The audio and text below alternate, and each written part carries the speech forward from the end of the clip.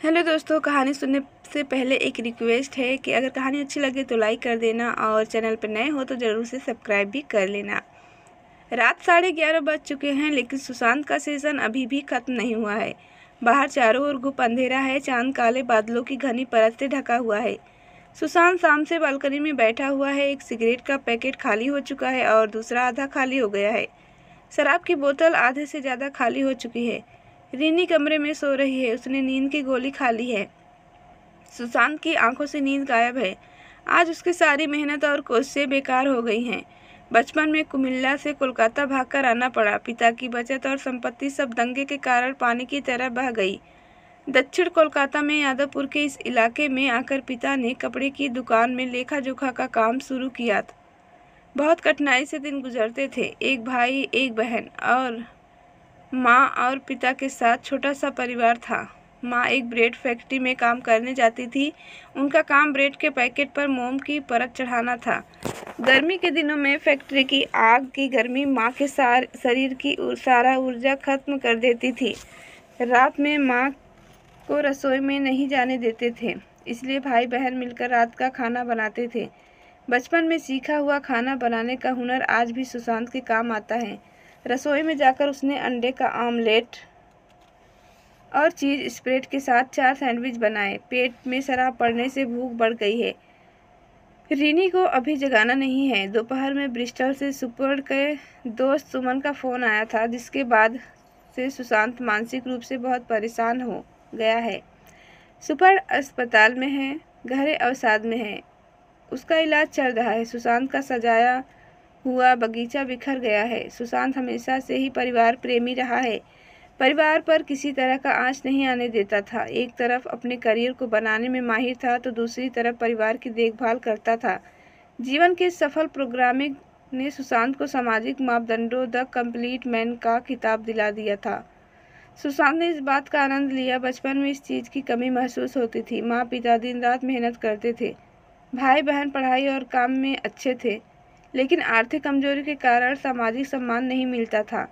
कुछ दिन पहले सुपर और कैरल भारत आए थे उनकी शादी का जश्न मनाने के लिए। सुशांत ने बड़ी पार्टी दी थी। सबको दिखाकर कहा था कि सुपर ने एक अंग्रेज लड़की नहीं बल्कि एक सुंदर लड़की से शादी की है। रिनी देखने में सुंदर है, लेकिन सुपर बिल्कुल पिता की तरह दिखता है। पिता की तरह नहीं, बल्कि पिता से भी एक कदम आगे।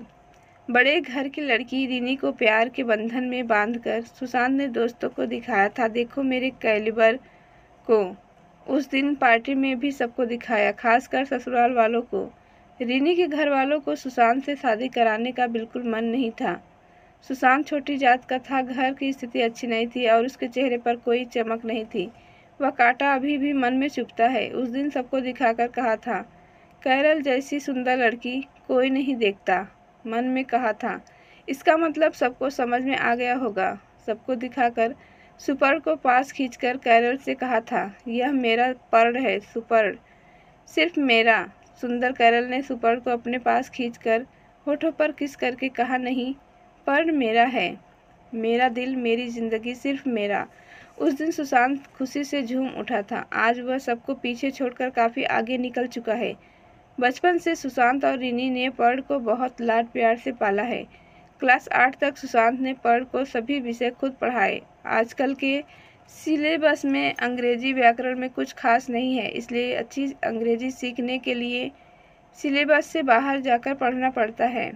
पर्ण के लिए रेन मार्टिन और पीके द सरकार की अंग्रेजी व्याकरण की किताबें खरीद कर पढ़ाई। पति और पत्नी दोनों का ध्यान पर्ण पर था। पर्ण को सबसे अच्छा बनाना था। इसके लिए जीवन में बहुत त्याग करना पड़ा। दोस्तों के साथ आउटिंग या पिकनिक पर नहीं जाते थे। यहाँ तक कि रिश्तेदारों से भी संपर्क कम कर दिया। पर्ण ने भी माता पिता को निराश नहीं किया। एक बार में जॉइंट क्लियर कर दिया। सुशांत हर कदम पर बेटे को जीवन का पाठ पढ़ाता, कहता जीवन में कोई फिक्स्ड थ्योरी नहीं चलती, स्थिति को समझकर चलना होता है। भावुक मत होना। भावुकता हमारे निर्णय के सामने एक अदृश्य पर्दा डाल देती है। जो लोग जीवन में तरक्की करते हैं वे बचपन से ही भविष्य का रोड मैप बना लेते हैं। अपने चेहरे को लेकर पर्ण हमेशा शर्मिंदा रहता। चेहरे और बुद्धि में सुपर पर पूरी तरह से पिता का बेटा था। त्वचा का रंग काला होने के साथ साथ पूरे शरीर पर बड़े बड़े बाल थे। कॉलेज में पढ़ के दोस्त उसे भालू कहकर बुलाते थे। पढ़ कॉलेज के दिनों में बहुत शर्मीला था। हॉस्टल में रहने के बावजूद उसकी शर्म दूर नहीं होती थी। घर आने पर वह अपने मोबाइल, लैपटॉप और गिटार में ही व्यस्त रहता। शारीरिक कुरूपता के कारण पढ़ को खुद को सिमेट कर रखता था। एक बार न्यू मार्केट में शॉपिंग करते समय पर्ण की कॉलेज की एक सहेली और उसके परिवार से मुलाकात हुई। पर्ण न देखने का नाटक करके भागने लगा, लेकिन लड़की आगे बढ़कर बात करने लगी। जब पर्ण की इंग्लिश लड़की कैरल से दोस्ती हुई तो सुशांत और रिनी दोनों हैरान रह गए। कैरल सुंदर और स्मार्ट थी। फेसबुक पर पर्ण का फ्रेंड रिक्वेस्ट भेजी। पहल मैसेजर बॉक्स में बातचीत होती थी, फिर व्हाट्सएप पर। कैरल ब्रिस्टल में रहती थी, जो कोलकाता से 4 घंटे पीछे। सुबह 11 बजे पहला गुड मॉर्निंग मैसेज आता था, फिर पूरे दिन चैटिंग और वीडियो कॉलिंग चलती। सुशांत ने कभी किसी विदेशी से बात नहीं की थी। जब पर्ण ने कहा कि वह कैरल से बात कराएगा तो रिनी तो क्या, सुशांत भी डर गया। क्या वह ब्रिटिश एक्सेंट समझ पाएगा? लेकिन पहली बार बात करने के बाद सारे डर दूर हो गए। कैरल से बात करके बहुत अच्छा लगा। लड़की बहुत उत्साही और बातूनी थी। सुशांत को डैड कहकर बुलाती थी। सुशांत की कोई बेटी नहीं थी, इसलिए किसी लड़की के मुंह से डैड सुनना नया था। जल्दी ही पूरे परिवार के साथ कैरल का प्यारा रिश्ता बन गया। कैरल ने सुशांत और रिनी के कपड़ों का साइज मांगा, फिर विदेश से गिफ्ट आया। सुशांत ने भी बहुत कुछ भेजा। पर्ण का बीटेक पूरा हो गया। सुशांत ने कहा कहीं नौकरी कर लो, 2 साल बाद MBA कर लेना। सुपर ने दृढ़ता से कहा नहीं पापा, मैं मास्टर्स करूंगा। सुशांत ने थोड़ा चिंतित होकर पूछा, वह कहाँ करना चाहते हो? पर्ण ने जवाब दिया, ब्रिस्टल यूनिवर्सिटी में। मुझे आंशिक छात्रवृत्ति मिली है, रहने का खर्च नहीं लगेगा, जाने का किराया लगेगा, बाकी खर्चा चला लूंगा। सुशांत ने थोड़ा चिढ़कर कहा, समझ में नहीं आया, रहने का खर्चा नहीं लगेगा मतलब? इसके अलावा खर्च भी तो बहुत हैं। कुछ देर रुककर पर्ण ने संकोच के साथ कहा, मतलब मैं कैरल के घर रहूंगा। उसने मेरे लिए एक पार्ट टाइम नौकरी भी ढूंढी है। सुशांत को यह बात झटके की तरह लगी। अपने कानों पर विश्वास नहीं हुआ। मन में सोचा था, मेरा बेटा उस्ताद बन गया है, बहुत आगे निकल गया है। मेरी चिंता कम हो गई। फिर भी आश्चर्य जताते हुए बोला, क्या विदेश में ऐसे किसी को जाने बिना उसके घर रहोगे? तुम हमारे इकलौते बेटे हो, इतना रिस्क लेना ठीक नहीं है। 3 दिन तक पर्ण ने पिता से बात नहीं की। पिता को देखकर दूसरी तरफ मुड़ जाता। रिनी आकर सुशांत से बोली, देखो बेटा बड़ा हो गया है, विदेश जाने का मौका मिला है, जाने दो उसे एक बार। कुछ गड़बड़ लगे तो वापस आ जाएगा। उम्र तो कम है, एक मौका मिला है, जाने दो। सुशांत ने पर्ण का फ्लाइट टिकट कटवा दिया। उसके खाते में कुछ पाउंड डाल दिए ताकि पहला झटका सहने में मदद मिले। कैरल और उसका भाई एयरपोर्ट पर पर्ण को लेने आए और उसे अपने घर ले गए। रिनी के जरिए सुशांत को पता चला कि कैरल की मां तलाकशुदा है। वह, उसका भाई और मां एक साथ रहते हैं। कैरल फैशन डिजाइनर है, एक लड़की के साथ मिलकर गारमेंट बनाने की दुकान चलाती है। कैरल की पढ़ाई ज़्यादा आगे नहीं बढ़ी। कभी कभी फ़ोन आता है, वे सब ठीक है। 6 महीने बाद रात में खाना खाने के बाद रिनी ने सुशांत को पास बिठाकर कहा, पर्ण ने फ़ोन किया था, कुछ नया हुआ है, तुम शांत मन से सुनो। रिनी की बात सुनकर सुशांत समझ नहीं पा रहा था कि क्या होगा। कैरल प्रेग्नेंट है और पर्ण उससे शादी करेगा। पर्ण ने अपनी माँ को समझाया, माँ समझा करो, कैरल से शादी करने से करियर में बहुत फ़ायदा होगा। स्टूडेंट वीज़ा में बहुत परेशानी है। कैरल से शादी करने पर ग्रीन कार्ड होल्डर बन जाएगा, यूके में अस्थायी रूप से रह सकेंगे और सरकारी नौकरी भी मिलेगी। जल्दी से वीज़ा पासपोर्ट बनवाकर सुशांत और रिनी ब्रिस्टल पहुँचे। शादी देखकर बेटे और बहू को साथ लेकर भारत लौटे। भारत में इस बात का सामाजिक पहलू भी संभालना था। भारत में 15 दिन रहकर पर्ण और कैरल ब्रिस्टल लौट गए। 3 महीने बाद सुशांत और रिनी दादा दादी बन गए। पोता हुआ है, रंग कैरल की तरह है। पर्ण के करियर की चिंता अब सुशांत को नहीं है। मास्टर्स का काम अब रुक गया है। नौकरी करके पैसा कमाना अब पर्ण के लिए मुख्य हो गया है। यह सुशांत अच्छी तरह समझता है। यह इस निराशा को जाहिर करके हल्का होने का कोई रास्ता नहीं है। प्रतियोगिता में पीछे रह जाएगा। पर्ण के पिता होने की बात को कुछ लोगों से छुपाकर रखना पड़ा। एक के साथ एक मिलकर 3 करने वाले लोगों की कमी नहीं है आजकल। सुशांत को वीडियो कॉलिंग पर बात करने का मन नहीं करता, कहीं रिनी दुखी न हो जाए, पर्ण को तकलीफ न हो, इसलिए कैमरे के सामने बिना किसी गलती के अभिनय करना पड़ता है। कभी कभी ज़बरदस्ती पर्ण को पैसे भेजता है, नए कपड़े खरीदकर रिश्तेदारों और दोस्तों को बताता है, यह पर्ण ने मुझे दिया है।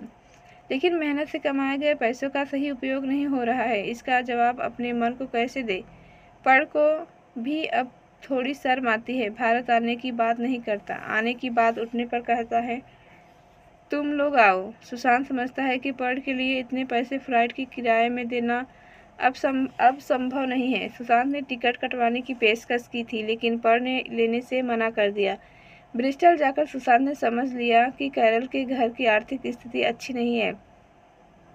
कैरल जो दुकान चलाती है वह एक तरह की दर्जी की दुकान है। सारा काम कैरल और उसकी पार्टनर मिलकर करती है। कुछ दिन पहले रीनी जबरदस्ती वीडियो कॉलिंग की।